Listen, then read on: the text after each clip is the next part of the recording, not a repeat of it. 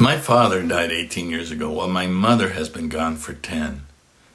But even after all this time, I was surprised to discover that just because their lives were over, and I would never hear their voices again, our relationship did not end. It has remained alive within me all of this time. Now, for some reason, I assumed death would bring an end to everything between us. Instead, death froze our relationship in time, for there would be no more conversations, no apologies, no explanations, and no chance to finally understand one another. I wasn't expecting that, nor was I expecting the wounds in our relationship to still feel so raw. So I ask, how do you find closure when the people you need it from are no longer here? How do you forgive someone who can never ask for forgiveness? Or how do you ask for forgiveness from someone who can never answer? Those questions lingered in me since they died. Fortunately, as I've grown older, I've grown to understand a little of how they were shaped by the people and events that were part of their lives in Cuba before they became my parents.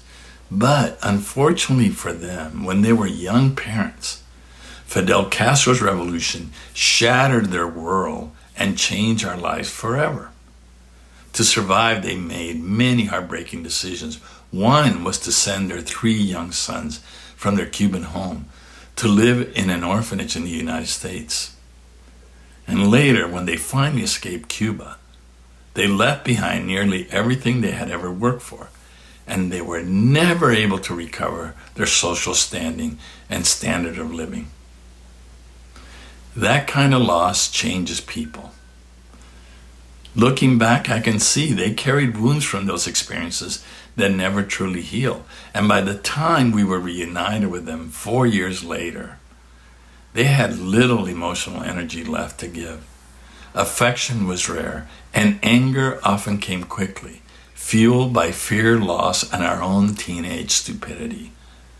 Now today, I understand why they were the way they were, but understanding doesn't erase the loneliness I felt as a child.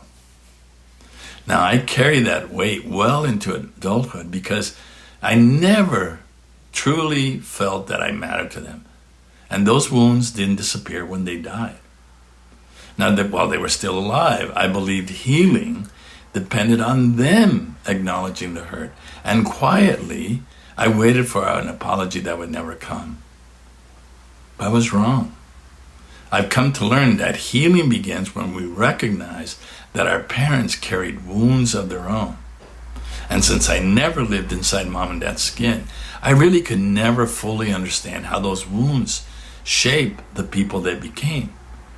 That doesn't excuse the hurt they caused, but it did help me realize they were probably doing the best they could with the emotional burdens that they carried all their lives.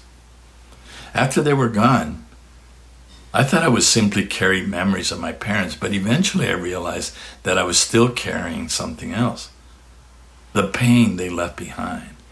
And that realization made me look at my own relationship with my children. What memories are my children carrying that I never intended for them to carry?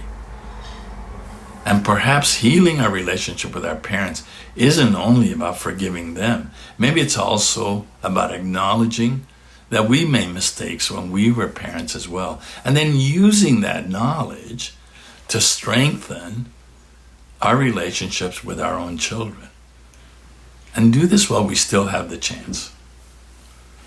After all these years with my mom and dad gone, I finally realized that healing and forgiveness were never about changing them. They were about changing the way I looked at them inside my own heart. It meant finally making room for the whole story. Not only the pain they caused or the pain they carry, but most importantly, about the love they were able to give.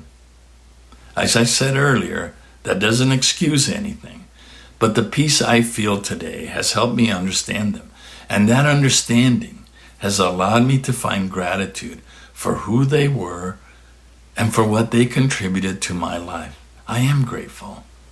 And remember, just because your parents wrote the first chapters of your life doesn't mean they have to write the ending. That part is ours to write.